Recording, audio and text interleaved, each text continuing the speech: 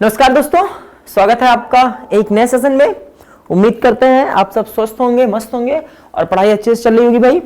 तो चलिए आज हमें चैप्टर 4 द्विघात समीकरण इसके क्वेश्चंस करने हैं। तो बिना देरी करते हुए चलते हैं अपने पहले एक्सरसाइज 4.1 के क्वेश्चंस को, देखते हैं क्या करना है। तो पहला क्वेश्चन है आपका कि जांच कीजिए कि क्या निम्न द्विघात समीकरण है कि नहीं। ठीक है, मतलब चेक करना है, वेरीफाई करना है whether these given equations are quadratic और नॉट। ठीक है, तो देखो सिंपल सी बात है, इसको सॉल्व करेंगे।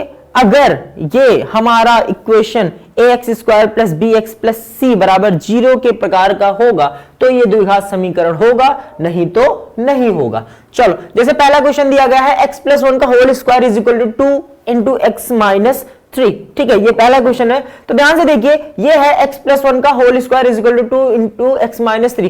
समीकरण को अगर हम सरल करेंगे, ठीक है, तो ये इसको एक्सपेंड करेंगे, x प्लस 1 यानी a प्लस बी का क्या हो जाएगा, whole square is equal to 2x minus 3। तो ये जब एक्सपेंड करोगे भैया तो ये यही तो बनेगा, x square plus 1 plus 2x is equal to, अब देखो इसका अंदर मल्टीप्लाई होगा तो ये क्या हो जाएगा, 2x माइनस 2 3 जा 6। और वही चीज यहाँ पे है, x square plus 2x plus 1 is equal to 2x minus 6। अब क्या करना है आपको, करना ये है कि जितने भी पद हैं, ठीक है, जितने भी पद हैं उनको क्या करना है, एक तरफ ले आना है, इस तरफ ले आएंगे, पक्षांतर कर लेंगे सारे के सारे। जब सारे के सारे आप पक्षांतर करोगे तो क्या हो जाएगा, x square plus 2x plus 1 minus 2x, और इधर प्लस है तो माइनस, माइनस है तो प्लस इज इक्वल टू 0। अब ध्यान से देखो, माइनस 2x प्लस 2x क्या हो जाएगा आपका, कैंसिल हो जाएगा, बचेगा क्या, एक्स स्क्वायर 1 प्लस 6 कितना 7। तो यहाँ पे बचेगा x square plus 7 is equal to 0, और इसको हम लिख सकते हैं x square plus 0 into x plus 7 is equal to 0, यानी कि यहाँ पर यह किसका, a x square plus b x plus c के प्रकार का है, अतः यह क्या है, दिया गया द्विघात समीकरण का है। दूसरा सेम ऐसे x square minus 2x is equal to minus 2 into 3 minus x है। आप इक्वेशन को सॉल्व करोगे, इधर एक्सपेंड करोगे तो x square minus 2x is equal to minus 2 into 3, ये क्या हो जाएगा, माइनस 6, और माइनस माइनस प्लस, यानी कि कितना हो जाएगा, प्लस 2x हो जाएगा भैया यहाँ पे। ठीक है, उसके बाद अब ध्यान से देखिए एक्स स्क्वायर, अब यहां से जब हम पक्षांतर करेंगे जब पक्षांतर करेंगे आप, तो ये देखिए एक्स स्क्वायर, यहां से देखिए x square minus 2x is equal to minus 6, plus में है कितना 2x, ये इधर लेके आएंगे तो क्या हो जाएगा, x square minus 2x plus 6, और माइनस में कितना 2x is equal to 0, minus 2x कितना हो जाएगा, माइनस 4x हो जाएगा। तो x square minus 4x plus 6 is equal to 0। ये भी क्या है, x square plus b x plus c के प्रकार का है, ये भी क्या है, दिया गया एक समीकरण है। तो आगे के क्वेश्चंस भी आप ऐसे करते चले जाएंगे। ये देखिए मैं दिखा दे रहा हूं, सॉल्व कीजिएगा, जो a x square plus b x plus c बराबर 0 के प्रकार का होगा वो द्विघात समीकरण होगा, जो नहीं होगा वो नहीं होगा। अब जैसे इसमें देखिए, इसको सॉल्व करने पे क्या मिलेगा, 3x minus 1 is equal to 0, तो ये नहीं है।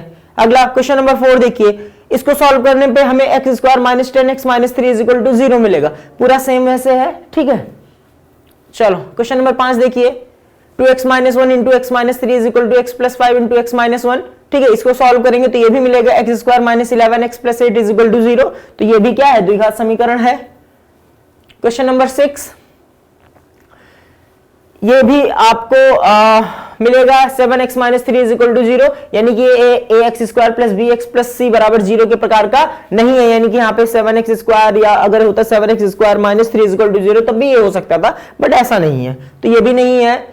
क्वेश्चन नंबर 7, ये x cube minus 6x square minus 14x है, बिल्कुल ये भी नहीं होगा, क्योंकि हमें लाना है किसमा, a x square plus b x plus c के प्रकार का लाना है। ठीक है, चलो 8वां, ये भी है, ये है, सॉरी ये है, इसको सॉल्व करेंगे आप तो क्या बनेगा, 2x square minus 13x plus 9। ठीक है, अरे भाई सिंपल सा यहाँ पे देखो क्या है, x cube minus 4x square minus x plus 1 is equal to 2x minus 2 का होल क्यूब। ठीक है, तो ये वाला जो पद है ये तो एज इट इज ऐसे ही रहेगा, ये वाला पद एज इट इज ऐसे ही रहेगा। इसको सॉल्व करेंगे, यानी a माइनस बी का whole cube, a cube minus B cube. ठीक है, a cube minus B cube minus 3 into A a plus B, ठीक है। इसको जब सॉल्व करेंगे तो यहाँ पे वही बनेगा x cube minus 6x square plus 12x minus 8, और पक्षांतर करके लाएंगे तो क्या हो जाएगा एक्स क्यूब क्या हो जाएगा भैया, ये दोनों क्या हो जाएंगे, कैंसिल हो जाएंगे। आपका बचेगा माइनस 4x स्क्वायर, इधर प्लस 6x स्क्वायर है तो ये कितना हो जाएगा 2x स्क्वायर और माइनस x, और इधर माइनस 12x यानी कि माइनस 13x प्लस 1 और इधर प्लस 8, ये 9 हो जाएगा। तो ये आपका क्या हो जाएगा, ये आपका द्विघात समीकरण बनेगा, ठीक है भाई। चलो अगला, चलो क्वेश्चन नंबर 2, निम्न स्थितियों को द्विघात समीकरण के रूप में निरूपित कीजिए। पहला क्या है, एक आयताकार भूखंड का क्षेत्रफल 528 मीटर स्क्वायर है, क्षेत्र की लंबाई मीटरों में चौड़ाई के 2 गुने से एक अधिक है, हमें भूखंड की लंबाई और चौड़ाई ज्ञात करनी है। चलो ठीक है, तो क्या कह रहा है कि मान लेते हैं कि भूखंड की चौड़ाई कितनी है हमारी, x मीटर है, ठीक है। तो भूखंड की लंबाई कितनी होगी, क्या कहा है कि चौड़ाई के 2 गुने से, लंबाई जो है चौड़ाई के 2 गुने से एक अधिक है, चौड़ाई कितनी है हमारी x है, तो उसका 2 गुना कितना 2x और उससे भी एक अधिक यानी कि प्लस 1, यानी कि भूखंड की लंबाई हमारी कितनी हो गई 2x प्लस 1 मीटर हो गई। क्षेत्रफल क्या होता है, लेंथ इनटू ब्रेथ यानी कि लंबाई गुणे चौड़ाई, यानी कि आयत का क्षेत्रफल क्या होता है, आयताकारी तो है जी हाँ, आयत का क्षेत्रफल भैया क्या होता है, आयत का क्षेत्रफल बराबर क्या होता है, लंबाई गुणे में चौड़ाई, ठीक है। तो लंबाई क्या है, लंबाई हमारी है भैया कितना x है, चौड़ाई कितनी है 2x प्लस 1 है, दोनों को मल्टीप्लाई करोगे और ये दे कितना रखा है बराबर किसके 528 के, यानी कि x into 2x plus 1, x into 2x plus 1 बराबर किसके 528 के, यानी कि क्या हो जाएगा, ये मल्टीप्लाई करोगे यानी कि 2x square plus x is equal to 528, यहां से लिख सकते हो 2x square plus x minus 528 is equal to 0, ये आपका क्या हो जाएगा, ये समीकरण में यही आंसर हो जाएगा 2x square plus x minus 528 is equal to कितना 0, ठीक है भाई। चलो ये द्विघात में बताना है, ठीक है।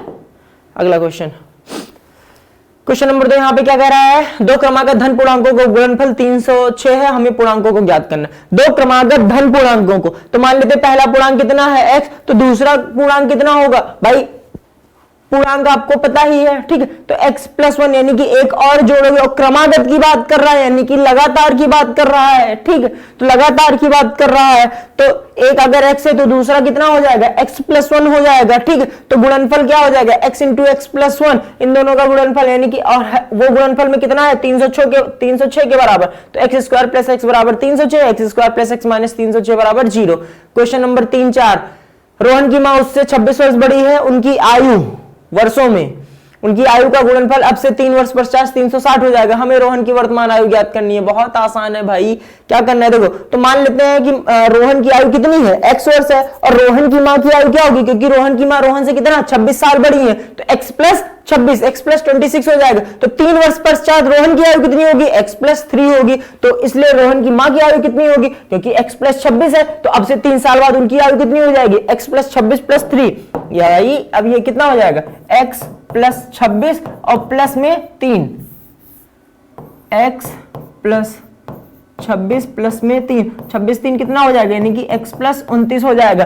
तो क्या हो जाएगा, 3 वर्ष पश्चात रोहन की आयु x प्लस 3, तो 3 वर्ष पश्चात उसकी मां की आयु x प्लस 29, अब उनकी आयु का गुणनफल x plus 3 into x plus 29 बराबर कितना दिया है 360 के, तो इन दोनों को गुणा कराओ, x प्लस 3 गुणे x प्लस 29 आएगा कितना, x square plus 3x plus 29 x plus 87, यानी कि इज इक्वल टू किसके 360 के x स्क्वायर 3x प्लस 29 बराबर 32x, और ये 360 इधर ले आओगे, 87 माइनस 360 कितना हो जाएगा माइनस 273, तो जो समीकरण बनेगा वो क्या बनेगा भैया, x square plus 32x minus 273 बराबर 0, ठीक है। अगला क्वेश्चन क्या है, क्वेश्चन नंबर 4 था आपका, एक रेलगाड़ी 480 किलोमीटर की दूरी समान चाल से तय करती है, यदि इसकी चाल 8 किलोमीटर पर आवर कम होती तो वह उसी दूरी को तय करने में 3 घंटे अधिक समय लेते हैं। मेरे ये क्वेश्चन आप खुद कीजिएगा, ठीक है, कुछ तो खुद भी कर लो, है ये मैंने लगा दिया है, ये नहीं समझ में आएगा बताना। चलो एक्सरसाइज 4.1 खत्म हो गया, अब चलते हैं एक्सरसाइज 4.2 पर, ठीक है। एक्सरसाइज 4.2 पर तो क्या करना है, गुणनखंड विधि से निम्न द्विघात समीकरणों के मूल ज्ञात कीजिए। गुणनखंड विधि से निम्न द्विघात समीकरणों के मूल, भाई मूल ज्ञात करना आपको पॉलिनोमियल में, बहुपद में भी बता दिया गया था, बहुत आसान है भैया। चलो पहले क्या है, x square minus 3x minus 10 बराबर 0, x square minus 3x minus 10 बराबर 0। तो इसमें मैंने बताया था साफ साफ क्या करना होता है, करना ये होता है कि आप जो यहां पर टर्म है यानी कि c जो है, c को a के एक्स स्क्वायर के जो भी आपका यहाँ पे इसका गुणांक है उससे मल्टीप्लाई करो। 10 एकम 10, 10 का ऐसा गुणनखंड करना है कि जोड़ने या घटाने पर कितना आ जाए, 3 आ जाए। 10 का ऐसा गुणनखंड करना है कि जोड़ने या घटाने पर कितना आ जाए, 3 आ जाए। तो हम देख रहे हैं कि हमको क्या मिलेगा, 5 दुनाई 10, 5 2 7 होता है, लेकिन 5 माइनस 2 कितना होता है, 3 होता है। तो देखो x square minus 3x minus 10 बराबर 0। तो अब देखो हमको ये पता है कि अगर हम 5, तो इसको ऐसे लिख लो, एक्स स्क्वायर माइनस, अब यहां पे लिख सकते हैं क्या, 5x माइनस 2x, ठीक है, और माइनस में 10 बराबर के 0, ठीक है। तो क्या हो जाएगा, एक्स स्क्वायर माइनस 5x और ये ब्रैकेट ओपन होगा minus minus plus 2x minus 10 बराबर किसके, 0 के। तो ये दोनों एक साथ, ये दोनों एक साथ, यानी कि क्या हो जाएगा, x कॉमन लेंगे, बचेगा क्या, x माइनस 5। और ध्यान रखना चाहिए जो चीज यहाँ पे आनी चाहिए वही चीज अगले पे आनी चाहिए। 2 कॉमन ले लोगे तो बचेगा क्या, x माइनस 5, x माइनस 5 यहाँ पे, x माइनस 5 यहाँ पे, तो बचेगा क्या, x प्लस 2 और क्या हो जाएगा, x माइनस 5 बराबर किसके, 0 के। तो अगर x प्लस 2 बराबर 0 तो x बराबर कितना, माइनस 2। अगर x माइनस 5 बराबर 0 तो x बराबर कितना, 5, ठीक है। ये देखो वही चीज है, ये पहले भी कर चुके हैं, आप बता चुके हैं, ठीक है। चलो question number 2, 2x square plus x minus 6 बराबर 0 सॉल्व करेंगे तो कितना आएगा, x का मान 2 आएगा, x का मान कितना, माइनस 3/2 आएगा। चलो यहां पर कितना आ जाए, x बराबर 5/√2 माइनस 5/√2 और x बराबर कितना, माइनस √2, ठीक है भाई। अरे भाई देखो करना क्या था, 5√2 गुणे √2 करोगे तो √2 कितना हो जाएगा, 2 हो जाएगा, 5 दुनाई 10, यानी कि अब 10 का ऐसा गुणनखंड करना है कि जोड़ने घटाने पे कितना आ जाए, 7 आ जाए। तो 5 दुनाई 10, 5x प्लस 2x ही तो बना। अब यहां से अब इसमें से ये देखिए ये बनेगा क्या, √2x square plus 5, 2x plus 5 √2 common क्या हो रहा है, x कॉमन हो रहा है, तो √2x प्लस 5 बचेगा। यहां पर कितना कॉमन हो रहा है, √2 कॉमन हो रहा है, तो बचेगा क्या यहाँ पे, √2x, भाई √2, भाई यहां से क्या, √2 इंटू √2 यानी कि 2 और प्लस कितना, plus 5, √2x plus 5, √2x plus 5 is equal to 0। तो x बराबर वैल्यू आ जाएगी, ठीक है। चलो अगले क्वेश्चन पे चलते हैं, चौथा भी कर लीजिएगा, चौथा पांचवा सेम सब वैसे है। क्वेश्चन नंबर 2,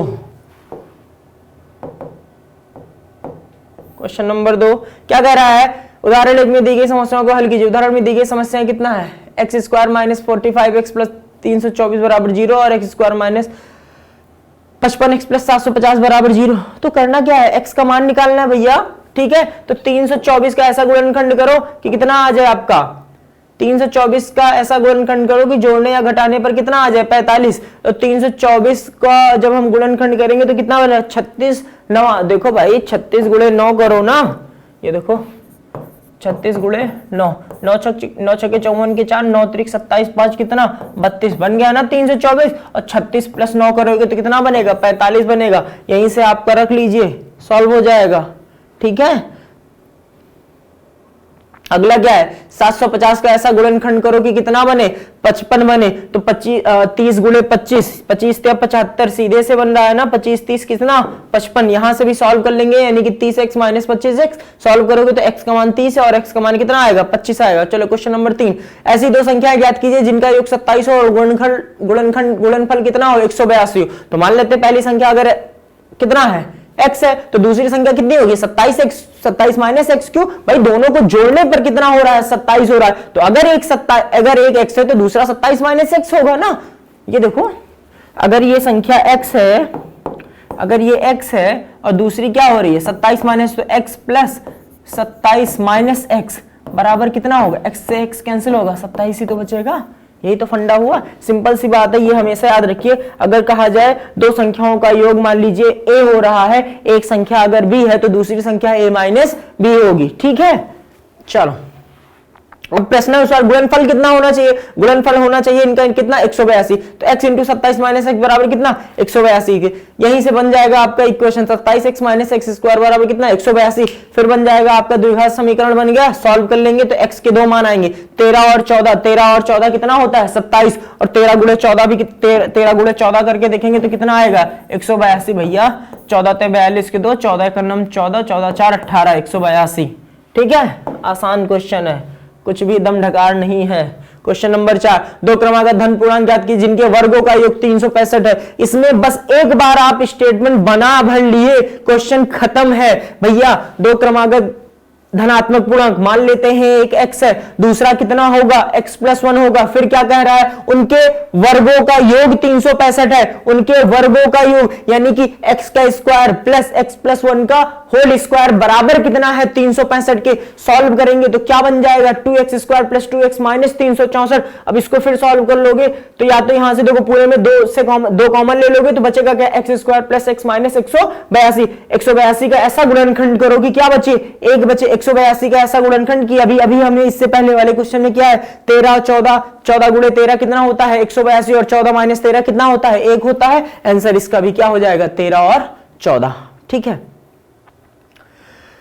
समकोण त्रिभुज की ऊंचाई इसके आधार से 7 सेंटीमीटर कम है, यदि कर्ण 13 सेंटीमीटर हो तो अन्य दो भुजाएं। अरे भैया बहुत आसान क्वेश्चन है, ये मैं बिल्कुल भी नहीं बताने वाला हूं, मैं बस यहां पे स्लाइड पे लगा दे रहा हूं, आप लोग खुद कीजिएगा। ठीक है, चलो।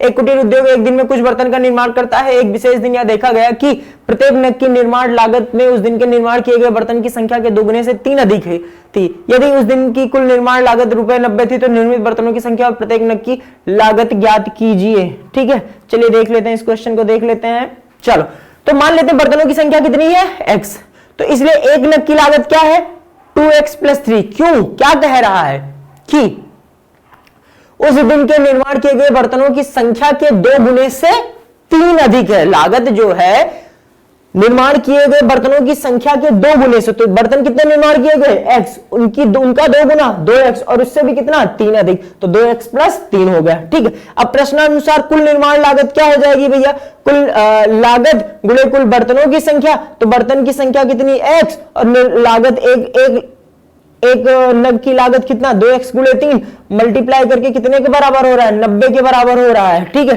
तो x गुणे 2x प्लस 3 बराबर कितना 90 के, तो इसको सॉल्व करेंगे 2x स्क्वायर प्लस 3x बराबर किसके आ जाएगा 90 के।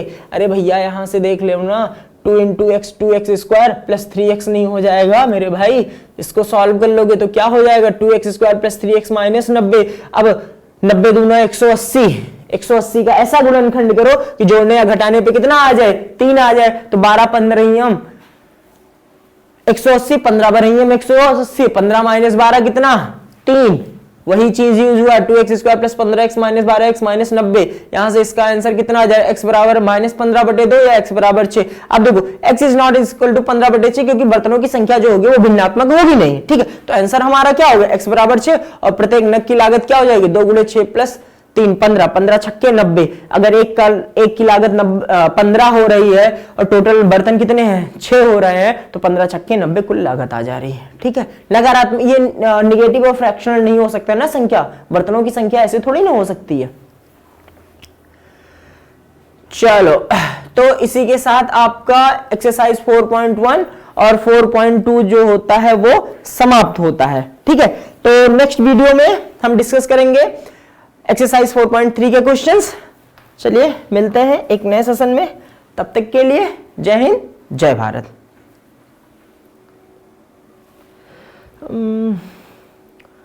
और हाँ, मैंने एक ही 2 क्वेश्चंस छोड़े क्या है, स्लाइड पे लगा दिए थे और सारे क्वेश्चन इस वजह से बताया।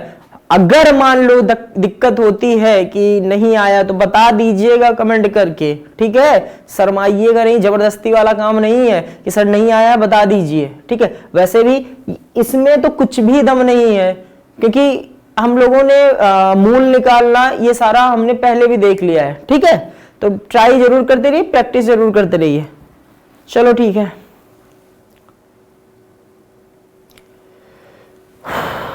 एक बार मैं लगा दे रहा हूं सारे क्वेश्चंस की स्लाइड, आप देख लो। क्वेश्चन नंबर 6 ये तो अभी जैसे बताते, क्वेश्चन नंबर 5 ये वाला नहीं बताया था, इसकी स्लाइड में लगा दे रहा हूं, ये देख लीजिए, ठीक है। और क्वेश्चन नंबर 4, ठीक, क्वेश्चन नंबर 3, क्वेश्चन नंबर 2, ठीक है, और एक के तो सारे करा ही दिए थे, ठीक है। चलिए मिलते हैं फिर एक नए सेशन में।